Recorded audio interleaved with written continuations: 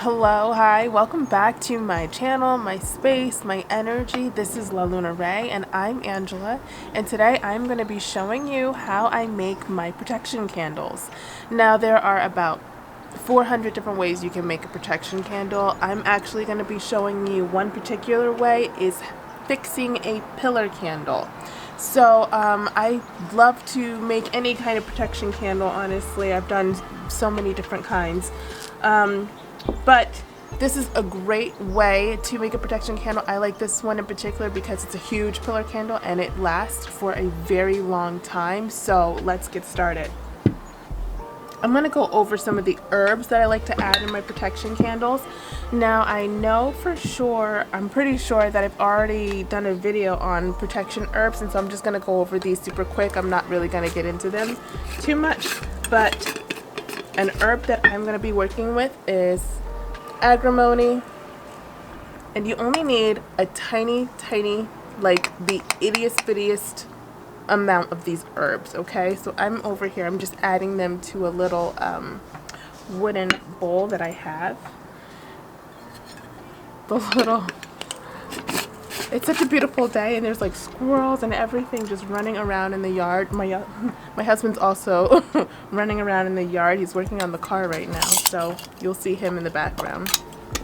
I also have angelica root, and in my other video that I'm gonna link below, I go over what properties these herbs have as far as protection, okay? So again, I'm just gonna kind of go through this pretty quick. I've got dragon's blood. Dragon's blood is a great herb though. It's used to kind of make your whatever you're doing, whatever ritual you're working with, whatever your intentions are, it kind of just increases the power of that intention. So I love working with dragon's blood. Alright. I also have black salt. Now I made this black salt myself, and I should do a video on how I did that, but it's super easy to make. So anyway, I'm just adding a little bit of that. Again, just adding a little bit of all the herbs that you plan on using. You don't have to use a lot of herbs. I just like to use a lot of herbs, but you absolutely don't have to. You could use like one or two and that would be just fine if you're using herbs at all. And then I've got some rosemary. So that's it for my herbs that I decided, oh, it's not it, lies. I also have my mullein leaf. So let's go ahead and put that in there too. Mullein leaf to me looks so much like mugwort. It's got that same fluffy look to it. Alright, put that to the side. So now I've got my herbs in my little wooden boat here. It's a tiny little thing. And I'm just gonna mix them. I know you can get my like my mortar and pestle and like crush them, but I really didn't feel like doing that. So what I'm gonna do is just mix them up with my golden spoon real good and put that to the side here. Also, I did grab some sage leaf, so I can just kind of crumble that up. Just crumble it, sprinkle it in there too. Get that going. Perfect. Speaking of sage, my sage bundle, I think this is a really good sage bundle, and I don't think it's ever going to go out if I don't like press it down and make it stop. It's a really good sage bundle. Anyway, alright, so next thing I want to do is grab my candle. So I actually love this candle so very much. I got this at Hobby Lobby and I love it because it actually looks like a black tourmaline to me, and I have a tourmaline. So this is a crystal called black tourmaline. It's the best of the protection stones out there. So anyway, I love this stone and I love that this candle looks just like this stone. So that's why I got it. In fact, this is my second time getting it. The first one I got lasted me for at least 6 months, and so I decided I'd go right back to Hobby Lobby and get another one. It is absolutely perfect. So what you see here, I've got a nice well that I dug around my candle. Like I said, we are going to be making a fixed pillar candle, and everybody does this differently. Everybody has their way. One way that I came up with is, in order to get the herbs into the pillar candle, that's our goal here. A lot of people will like get something and make a hole and kind of put their herbs inside that hole. I think that's great too. What I do actually is create that well, and so I grab, this is like a shish kebab skewer. It's wooden, and I take that flat end, because there's a pointy end and there's a flat end. I take the flat end and I just dig. I dig. I don't know if you can see, but I dig. You can see for the most part. I just dig all around that well, and I keep going and going and going. I've only got it maybe a little more than half an inch deep. I don't think it's even an inch deep. It's not too deep, but I do that. And one thing I want to point out is I keep my shavings as well, okay? I want to use those later, and I'll show you how. All right, so my well is dug, and the next thing I like to do is get my protection oil. Now my protection oil, I made this oil probably definitely over a year ago, maybe even 2 years ago. I mean, this is really old protection oil. I mean, it used to be full. I don't like use it, like when I use it, I'll show you exactly what I do when I use it. Shake it up a little bit. Get all of those herbs from the bottom. Okay. And just get like this ittiest bittiest little dab. You don't need a lot when you're working with, you know, these oils. Really, you just want the intention that you put into those oils when you made them. You just want them to be reignited. You're kind of pulling that energy back out to yourself again. So I put the oils all over my hands. I've got my protection candle, and now what I'm going to do is I'm going to anoint my candle. I'm going to be moving in a fashion where I'm going from myself, because I want to pull something from me, right? I'm protecting myself from negativity or whatever could harm me, whatever's not for my greatest good. Pulling that away from myself. People like to include the wick, like going down the wick. The wick is so tiny right now, I can't really do that so well. But as long as I'm anointing my candle with this protection oil, that's my goal. Another thing I want to point out while I do this is that right now we are coming up on a new moon, right? So that means that the moon is waning. So this is a great time to be making a protection candle during a waning moon. All right. So just keep pulling and just making sure I'm igniting. Not igniting. Just go ahead and anointing my candle. Another thing that everybody, that I like to do is inscribe on the candle. So this is really important. People will use like their nail or whatever to just inscribe, you know, kind of like your intention, or maybe even names or birthdays. If whatever your intention is, you just kind of want to write that down on the candle. And it's really important to do that, because spells, right? When you do a spell, it's funny, you know, they make, you know, making or doing spells sound like it's something that's only for, you know, the pagan community or witchcraft, but really everybody is working with spell work. They just don't really realize it. So when you think about spell, you're actually writing something out, right? That's what spell is. When you see somebody and they're like on a cartoon and they're doing a spell, you see them going like this. It's because it's almost like there is power in our hands, power in our intentions, and power in writing things down. So again, work with your skewer. It's got that pointy tip. If you go at the bottom, if you kind of just write down what you're protecting yourself against, or writing your name or whatever you want to write, but just kind of write it down at the bottom here. And I think the pointy end of your skewer is a great way to do that. Of course, as always, you want to write down your petition. I've got my protection candle little petition paper ready to go here. So that's another way of writing it down if you don't necessarily want to write it on the pillar itself. But I like to do both. So the next thing that you want to work again with are these herbs. So I'm going to just take a quick little spoonful. Like I said, you didn't need a lot of herbs, because there's not a lot of places to put the herbs. And so I have the herbs here. I want to just rub them into my hands. You know, the oil is still on my hands as well. And I want to rub that onto my candle. I'm making a nice big mess here. And I think I want a smidge more oil to help that stick. No, don't fall. Okay. So I'm just going to add a little more, oh yeah, just a little more oil and a little more herb. Really get that in. Yes. Get that kind of more pasty. And really kind of work that into my candle. And again, when you're doing this, you do want to be very mindful. You kind of want to think about what you are protecting yourself from, kind of imagining that white light around you.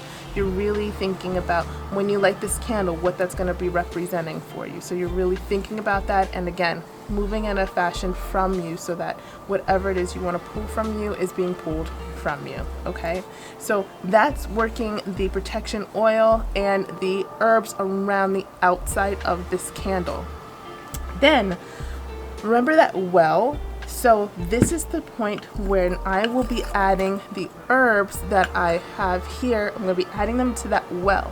Again, I want to bring out my shavings. Now I feel like my shavings will help when I light this candle, because I'm adding these old wax shavings from when I was digging the well. I'm actually going to add those to my herbs, and my only goal for that is so that when I light the candle, you know, it's almost like they kind of get soaked into the candle entirely. Like I really want them to become one with the candle. All of my herbs, all of my intentions, and my oil, right? I don't want to put oil around the top of my candle, because honestly that's kind of dangerous. I really do want to just have the herbs there with the wax shavings. So I'm going to just mix in my wax shavings. I don't know if you can see how dirty my hands are now from working with my candle. It doesn't matter. Alright, so now I'm going to start putting my wax shavings and my herbs into my candle. Now, of course, before you really want to work with herbs, I think it's important for me to mention that you do want to take a minute to kind of enchant your herbs, you know? You want to touch them, you want to feel them, you want to make sure that you know what each herb represents and what you're calling that herb to do for you. And you also want to be thankful. You know, thank the herbs for what they're doing. Thank them for offering their spiritual, you know, protection in this instance. And so I think it's so important to make sure that you are using your fingers, holding these herbs, and really concentrating and just creating that intention. Really is the biggest thing. So I'm not really doing that entirely on camera because I like to do those kind of things in private, but I want to let you know that's exactly what I would do if I were alone. So, got the little well here, got my enchanted herbs and my wax shavings, and I am going to start pouring them. It's hard to see, I think, but you get the idea. I'm going to start pouring everything into that well. So give me a second, let me get this all in here and then I'll show you. Boom, boom, boom. I'm done. The wind is picking up too.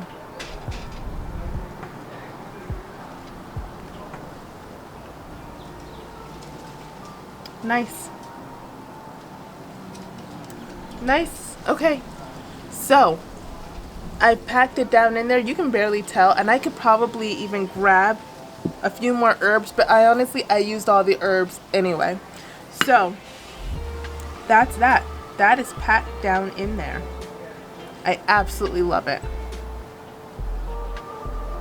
All of your herbs, all of your oils, everything you have inscribed if you chose to. You've inscribed maybe something on the bottom or on the sides. And then the most important part, at least for me, is my petition. So in private, you know, I would write down what I want this protection candle to represent. I would write down, I would be pretty specific, you know, it's up to you. You don't have to do this part at all, or you could just write a sentence. Or me, I'm actually really specific. I really want Spirit to know exactly what I am looking for here. So yeah, when I would be done writing my petition, I do like to fold it away from me, right? So I would fold it away from me that way, and then I would turn it and again fold it away from me. Fold it, and then one more time folding away from me. My hands are so dirty from that black salt. So yes, that's what I would do. And then I would put it at the bottom of this candle, and I would forget about it. I would leave it there. I really wouldn't even touch it again. That way, every time I ignite this candle, I am igniting those enchanted herbs that I have placed inside this candle. I am working with that protection oil that I made so long ago. There is so much protection, intention, sitting within this candle that I will be reigniting every single time I light it. And I mean every single time I light it, I know that that all comes back up, and I know that that protection is sitting around me now. So this is a beautiful candle to work with when you really want to protect your space for whatever reason. Now, I usually have, and I have them somewhere, these little wooden, they're like little wooden discs, little slabs that you can get like at the dollar store, at the craft store, like Hobby Lobby or Michael's or something. They come in a big bag. They're like I don't know what other people use them for, but I like to actually use them for the bottom of my candles. Another thing that I want to show you is my shungite slab. I absolutely love shungite right now. I got to do a big video on it because shungite is an amazing stone. I absolutely love working with it. It's purifying. It was used in ancient Egypt. They would use it and line their pipes with it to purify their water. It's an actually amazing stone. And being that we're all 70% water, working with something that purifies water, I mean, why wouldn't you? It's absolutely a beautiful stone to work with. Anyway, it's not necessarily a protection stone, but because it's purifying and it's removing impurities, it's removing things that don't work well for us, I think it's a great idea to place my candle on my shungite slab. So that's what I will be doing here. Or actually, another thing that I wanted to show you, since I do actually move around often, like if I'm going to be doing tarot card reading somewhere, I'm going to want to maybe take this candle with me, right, somewhere else in the house. Maybe whatever I'm doing, maybe I want to be more mobile with this candle. I bought this really, also at Hobby Lobby, this cute little lantern that I will actually, there we are, also be able to put, oh, you can't really see it off camera, can you? Hold on. Okay, now you can see. I can actually put here and drop it in. Right? And then my favorite part is my tourmaline stone. It's kind of big. I wanted a smaller one, but I couldn't find my tinier one. I actually have little tiny pieces that I wanted to just like shove in the bottom of this candle, but I couldn't find them. So it's fine. I'm gonna improvise. I'm gonna grab this little it's not that little, but I think I might be able to fit it to the side. What do you think? Boom, it's down there. I love it. So what I have here is my candle, my petition sitting at the bottom. I mean, that petition, I wouldn't be able to get it if I wanted it at this point. Once I light this candle and the wax starts falling towards the bottom there, I mean, it's done. And the tourmaline is going to be sitting at the bottom there as well. So this is the ultimate protection candle. The candle looks like a tourmaline, for crying out loud. And then I love how it just happened to work out. The lantern also looked very similar. So there you have it. That is a quick and easy fixing a pillar candle for protection. Let me know what you think about this video. I can definitely also do a video where I am kind of building that protection candle from scratch with like the wax pellets. I've done that plenty of times. I also want to mention that as I was making my candle, my protection candle, I have quite a few protection stones around me. I've got pink tourmaline, I've got black tourmaline, and pyrite. Now I know I made a video on protection stones, and I will be linking that above. So I think I've got a video on protection herbs, and I definitely have a video on protection stones and crystals, and so I will be linking those. I think those will be helpful additions to kind of really beef up your knowledge on how to keep yourself protected. So there you have it. That is your protection candle.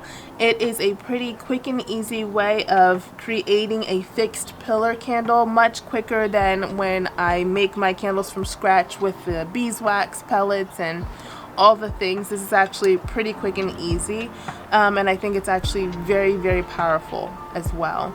So if you have any questions, please let me know. I love responding to your questions. I love interacting with all of you. And that's it. Please continue to have a blessed day. I will talk to you guys later. Bye.